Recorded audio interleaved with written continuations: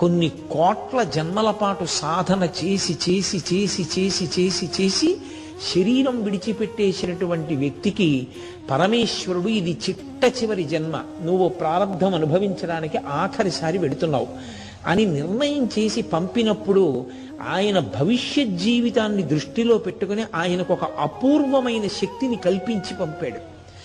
ఆ సుబ్బయ్యర్ గారికి ఒక కొడుకుండేవాడు, అతని పేరు శ్రీనివాస అయ్యర్. ఆ శ్రీనివాస అయ్యర్ పుట్టినరోజు జరిగింది ఒకప్పుడు.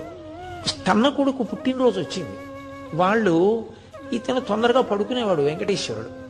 వాళ్ళు అన్నారు, మేము చీకటి పడిందిరా దేవాలయానికి వెడతాం, వెళ్ళి దేవాలయంలో దర్శనం చేసుకుని భగవతికి నమస్కారం చేసుకుని వస్తాం, నువ్వు ఇంట్లో పడుకో, మేము వచ్చి తలుపు కొట్టాక తలుపు తీయన్నారు. అలాగేనన్నాడు. వాళ్ళు వెళ్ళిపోయారు గుడికి. ఈయన తలుపులన్నీ వేసేసుకుని పడుకుని నిద్రపోయాడు. వచ్చి తలుపులు కొట్టారు, తీయలేదు. గోడలు ఎక్కారు, కిటికీలు కొట్టారు, పెద్ద పెద్ద దొంగలు తీసుకొచ్చారు, దొంగలతో తలుపులు కొట్టారు. వీధిలో వాళ్ళందరూ వచ్చేసారు, ఊళ్ళో వాళ్ళందరూ వచ్చేసారు, పెద్ద పెద్ద కేకలేశారు, డప్పులు కొట్టారు, అరుపులు అరిచారు, లేవలేదు.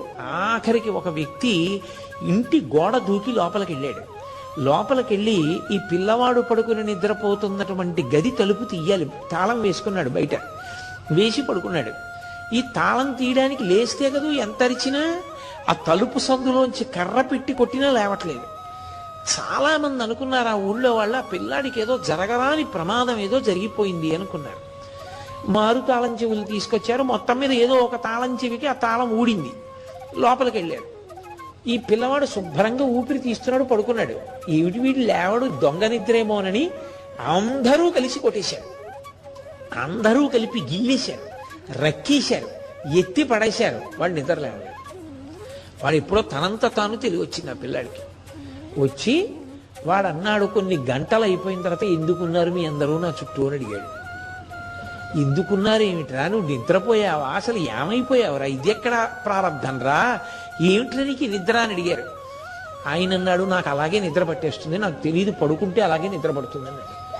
అంత గొప్ప స్థితికి ఎంత సాధన చేస్తే వెళ్ళగలరు.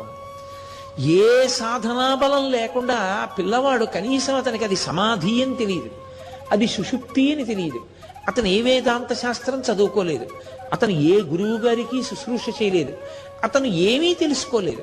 తెలుసుకోకుండా అతనికి సంభవం అయింది. అప్పుడు ఏమని చెప్పవలసి ఉంటుంది? అకస్మాత్తుగా కోట్ల మందిలో ఒకరికి వచ్చే జబ్బు కాదది, అది ఈశ్వరుని యొక్క కృప.